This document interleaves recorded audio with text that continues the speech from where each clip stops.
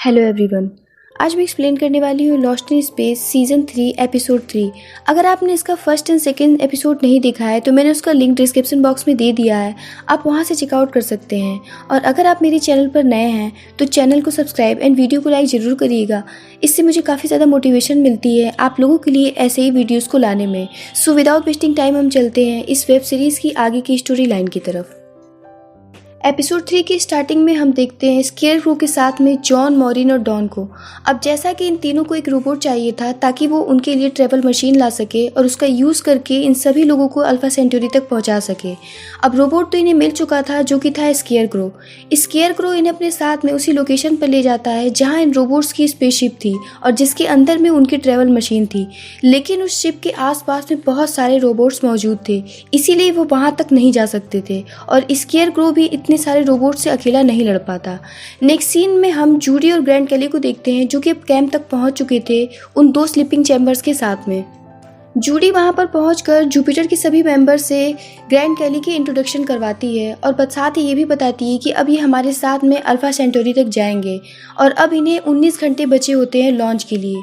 Judy पेनी से will के बारे में पूछती है। पेनी बताती है कि वो एलियन सिटी के रिकॉर्ड्स बनाने गया है। जूडी को इस बारे में कुछ भी समझ में नहीं आता क्योंकि वो अभी अभी कैंप में पहुंची थी। वहीं पर विल को हम देखते हैं। विल उस सुरंग के अंदर फिर से जाता है जहाँ वो हर एक चीज़ का रिकॉर्डिंग कर रहा होता है क्योंकि उसे एलियंस के बेस के बारे में और भी ज़्यादा एक्सप्लोर करना होता है। तभी वहाँ पर विल को एक चौंका देने वाली चीज़ मिलती है जो कि किसी एलियन का कंकाल होता है जिसका स्ट्रक्चर बिल्कुल रोबोट्स की तरह होता है, यानी उन एलियंस ने बिल्कुल अपनी तरह ही उन रोबोट्स की डिज़ाइनिंग की होती है। सीन शिफ्ट होता है मॉरिन पर जो कि ये प्लान बनाती है कि उस मशीन को लाने के लिए जॉन और डॉन को उस स्पेसशिप के आसपास मौजूद रोबोट्स के ध्यान को भटकाना होगा उनके सामने से अपनी चैरियट को पास करते हुए, ताकि वो चैरियट के पीछे जाएं अपने शिप से दूर और ताकि रास्ता साफ होने पर स्केयरक्रो आसानी से उस मशीन को ला सके अपने शिप के अंदर जाकर। यहाँ पर जॉन को अभी भी स्केयरक्रो पर भरोसा नहीं होता है, वो पूरी तरीके से उस पर शक करता है कि कहीं वो सार से मिला तो नहीं है। फिर उसके बाद में सीन शिफ्ट हो जाता है ग्रैंड केली पर जहाँ वो जूडी से उसके स्पेसशिप जुपिटर के बारे में पूछते हैं क्योंकि उनकी टेक्नोलॉजी आज से 20 साल पुरानी थी जिसे वो जानते थे, लेकिन अब की एडवांस टेक्नोलॉजी ज़्यादातर कंप्यूटर्स वर्क करते हैं, हर मुश्किलों से निकलने का सही रास्ता और पैमाना बताते हैं। जहाँ पर ग्रैंड केली पूछते हैं कि इस जुपिटर की प्रोग्रामिंग किसने की है। जूडी बताती है कि मॉम यानी कि मॉरिन उस टीम का हिस्सा थी जिसने कि इस जुपिटर के ऑटो पायलट को बनाया था। जहाँ पर ग्रैंड केली का कहना था कि हम हर वक्त कंप्यूटर पर भरोसा नहीं कर सकते हैं। कंप्यूटर पर 99 भरोसा करना तो ठीक है, लेकिन जहाँ पर 1% की बात आती है वहाँ पर हम धोखा खा जाते हैं, यानी कि उन्हें कंप्यूटर से ज़्यादा अपने आप पर भरोसा होता है। दूसरी तरफ जुपिटर पर एक इंसान बढ़ने की वजह से स्मिथ को स्लीपिंग चैम्बर में डालने की तैयारी की जाती है क्योंकि उसमें काफ़ी सीमित ऑक्सीजन होता है, लेकिन स्मिथ इस बात से बिल्कुल भी खुश नहीं होती क्योंकि वो नहीं चाहती थी कि वो ग्रैंड केली की जगह पर उनके स्लीपिंग चैम्बर में जाए क्योंकि उसे किसी पर भी भरोसा नहीं होता। दूसरी तरफ विल उस सुरंग के काफ़ी अंदर चला जाता है जहाँ पर काफ़ी ज़्यादा अंधेरा होता है और जब वो वहाँ पर रोशनी करता है तो उसके पूरे के पूरे होश उड़ जाते हैं। वहाँ पर उन एलियंस के हज़ारों कंकाल्स होते हैं जिन्हें देखकर अंदाज़ा लगाया जा सकता है कि वहाँ पर कुछ तो बहुत ही ज़्यादा भयानक और डरावना हुआ था जो कि नेचुरल तो बिल्कुल भी नहीं लग रहा था। जिसके बाद वो उस बेस के कंट्रोल पैनल के पास पहुँच जाता है जिसमें उन एलियंस के हैंड फिंगरप्रिंट्स लगे होते हैं, यानी कि उसे एलियन ही चला सकता है ना कि कोई इंसान। जिसमें वो अपने फिंगरप्रिंट्स को लगाकर एक बार ट्राई करता है लेकिन वहाँ पर कुछ नहीं होता। जिसके बाद उसके दिमाग में ये आइडिया आता है कि क्यों ना उस एलियन के कंकाल के फिंगरप्रिंट्स को यूज़ किया जाए इस पर। और जब वो उसके फिंगर्स को उस पर लगाता है तो वहाँ पर काफ़ी भयानक आवाज़ें उठती हैं, साथ ही वो इतनी तेज होती है कि वो पूरे के पूरे सिटी और बेस को हिला के रख देती हैं। ये आवाज़ें बिल्कुल वैसी ही थी जैसा विल ने कभी रोबोट की शिप से आती हुई सुनी थी। फिर वो उसके हाथ को दूसरे पैनल पर रखता है तो इस बार पहले से कुछ अलग आवाज़ आती है, यानी कि इन आवाज़ों का अलग अलग मतलब होता है। ऐसे ही वो हर एक पैनल को चेक करता है। दूसरी तरफ जूडी उस प्लेनेट से जल्दी निकलना चाहती थी, लेकिन जैसा कि विल एलियन सिटी में होता है तो उसे वो वहाँ पर लेने जाती है जहाँ पर डॉक्टर स्मिथ उसके साथ जाती हैं क्योंकि जूडी के पास में वहाँ का मैप नहीं होता और स्मिथ इससे पहले वहाँ पर जा चुकी होती है। नेक्स्ट सीन में हम जॉन और मॉरिन को देखते हैं। जॉन कहता है कि हम स्केयरक्रो पर भरोसा नहीं कर सकते हैं, हो सकता है कि वो सार से मिला हुआ हो।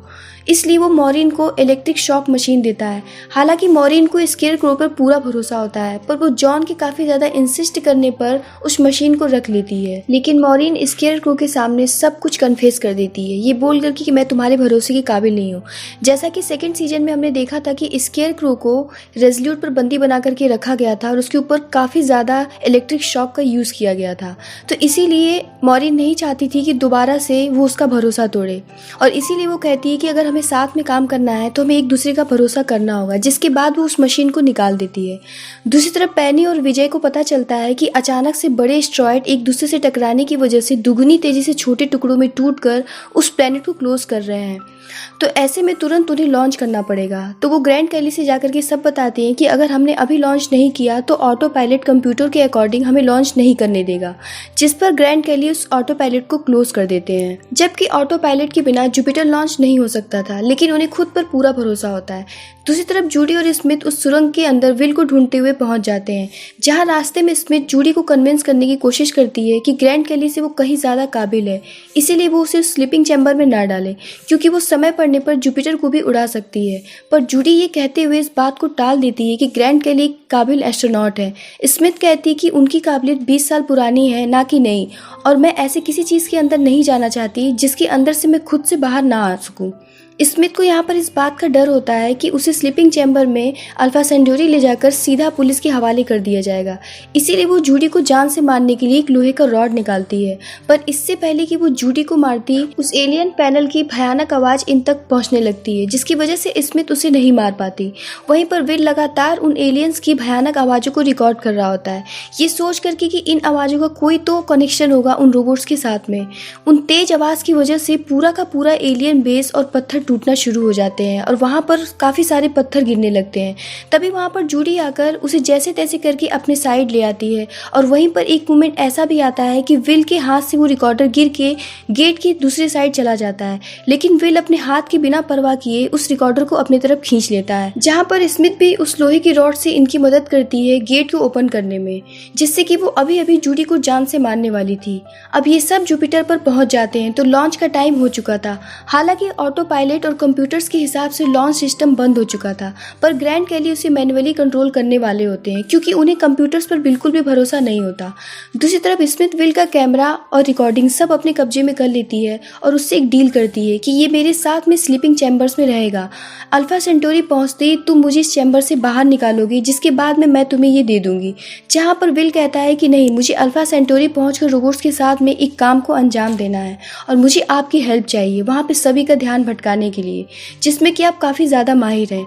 मेरे वहाँ से निकलने में सिर्फ आप ही मेरी मदद कर सकती हैं, इसीलिए मैं वैसे भी आपको उस ट्यूब से बाहर निकाल दूंगा। ये सब करने की आपको कोई भी ज़रूरत नहीं है।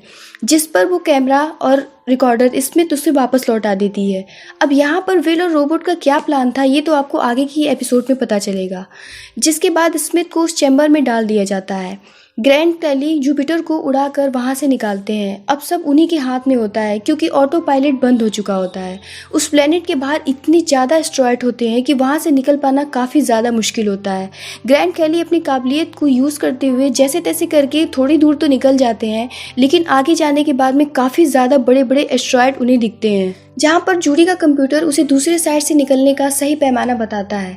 लेकिन ग्रैंड कैली जूडी की बात को नहीं मानते और वो कंप्यूटर को गलत साबित करने पर अड़े हुए होते हैं, जहां पर शिप बार बार एस्टेरॉयड से टकरा रहा होता है, जिस पर इतने लोगों की जान खतरे में देखकर जूडी उठकर ऑटो पायलट को ऑन कर देती है, क्योंकि उस वक्त उसे यही सही लगता है और क्योंकि उसे अपने मॉम के बनाए हुए ऑटो पायलट पर ज़्यादा भरोसा होता है।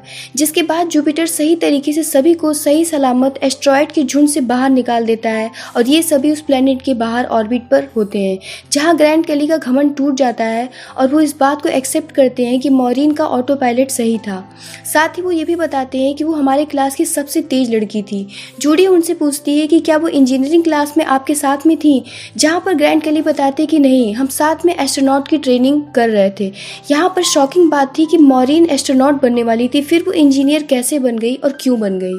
सीन शिफ्ट होता है जॉन और मॉरिन पर, जो कि अपने प्लान को अंजाम देने के लिए अपने चैरियट को उन एलियंस के बीच से निकालते हैं। अब प्लान के मुताबिक वैसा ही होता है, सारे के सारे रोबोट्स इनके चैरियट के पीछे भागते हैं इन्हें जान से मारने के लिए और इन्हें पकड़ने के लिए।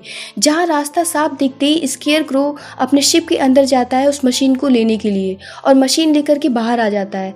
जहाँ दूसरी तरफ जॉन इस बात को नोटिस करता है कि हमारी चैरियट काफ़ी धीमी हो गई है, फिर भी वो रोबोट्स हमारे तक क्यों नहीं पहुँच पा रहे हैं। जॉन अपने चैरियट को वहीं पर रोक देता है, जिस पर पीछे आ रहे रोबोट के झुंड भी रुक जाते हैं। अब यहाँ पर ये बात रिवील होती है कि जॉन उन्हें नहीं भगा रहा होता है, बल्कि वो रोबोट्स उन्हें भगा रहे होते हैं और ये एक ट्रैप था उन रोबोट्स का, जहाँ पर हम देखते हैं कि स्केयर क्रो को बहुत सारे रोबोट्स घेर लेते हैं जो कि जमीन के अंदर मिट्टियों के अंदर छुपे हुए होते हैं और उसे पकड़कर विल रॉबिन्सन के बारे में पूछते हैं, जिसके बाद वो स्केयर क्रो को बेहोश करके अपने साथ में ले जाते हैं और जहाँ पर रॉबिन्सन का पूरा प्लान फेल हो जाता है और उल्टा स्केयर क्रो के साथ में अब क्या होने वाला होता है ये तो आपको आगे के एपिसोड में ही पता चलेगा। और इसी के साथ में इस एपिसोड की एंडिंग होती है। सो दोस्तों, अगर वीडियो अच्छी लगी हो और मेरी एक्सप्लेनेशन अच्छी लगी हो तो वीडियो को लाइक एंड चैनल को सब्सक्राइब जरूर करिएगा। मैं आपसे मिलती हूँ इसके 4th एपिसोड के साथ में, तब तक के लिए टाटा।